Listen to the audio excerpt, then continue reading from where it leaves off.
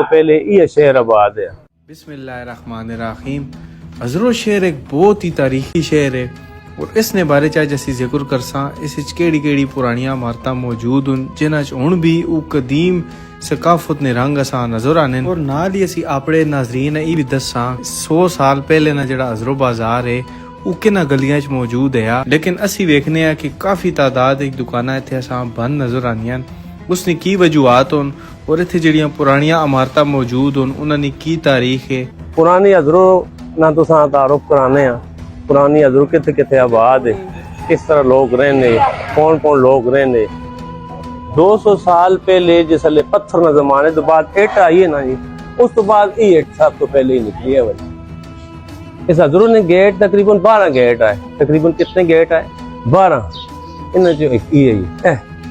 इस बाजार ने सब तो पुरानी दुकान ही है बस्ते वाला, यानी कि उस जमाने बस्ते होने वेखा ने बस्ते इन्हें वो बस्ते आखने वेखो बस्ते उत्ते तले जोड़ छोड़े ये दुकान बस्ते बने। ये तो वेखो ना, ये वेखो वो इट लगी पई जड़ी ऐ दुराउन ये वो इट है जड़ी दरवाजे लगी ना, शुरू दरवाजे बनाने 12 गेटा ने विच यानी कि कम अज कम 250 साल पुरानी। इसी अजरो शहर ने विच एक कदीम मंदिर हुण भी मौजूद है। उसी हालत ये उस दौर ने कारीगर आए कि इस मंदिर नी इमारत हाल तक कुछ नहीं होया, लेकिन महकमा औकाफ नी अदम दिलचस्पी की वजह तो इसना रंग वगैरह नहीं कराया गया, हत्ता कि इसकी इमारत हुण टुट फुटना शिकार हो गई है और शायद वक़्त नाल इसना निशान तक बाकी ना रहे। इस बारे च महकमे जरूर ख्याल करना चाहिए ना, ये बहुत ही तारीखी मकाम है। उसी मेरे हाल भाई कारीगर रह गए ये मैं ही थे और कोई भी बंदा नहीं। काका की हाल है जी?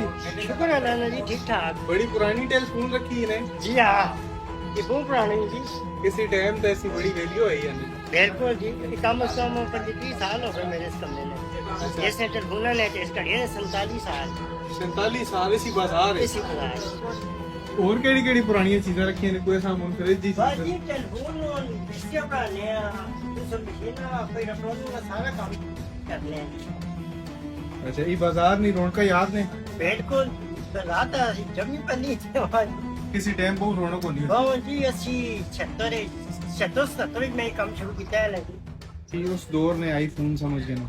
इस बाजार ना बाहर शिफ्ट होनी नहीं एक वजह जड़ी है इन्हां गलियां ना तंग होना है। जाहिर गल है उस दौर च गड्डियां या मोटरसाइकिल ते आए कोई नहीं, लेकिन अगर असी गौर करा असां इन्हां गलियां ने विच कोई भी नाजायज तजावुजात नजर नहीं आनी, यानी इतने ईमानदार लोग आए। उस दौर ने लोगों की सोच इंतहाई संजीदा है, यानी सिक्योरिटी ने हवाले नाल वेखो तो 12 दरवाजे और नकासी ने हिसाब नाल पूरा दिन इत्थे बारिश होवे ते 15 मिनट बाद पानी ना कतरा भी नजर नहीं आना। ये पुराना मनियारी बाजार है, ये देखो ये पुराना मनियारी बाजार और चौक का हूँ ही चपली कितने नहीं बढ़नी 8-9 हजार रुपए नहीं। थोड़े जे पुराने मार्केट याद है जो सब्जी बाजार होने या बाहर निकल गए थे और पुराने बंदे ऐसे काम करने ले रह गया। साहब तहसील अजरू ने सब तो पुरानी टेलीफोन मां नहीं लगना कि ना तो पुराना कोई दर्जी तहसील अजरू मौजूद होती। कितना टाइम हो गया इस बाजार सारी नजर माशाल्लाह जी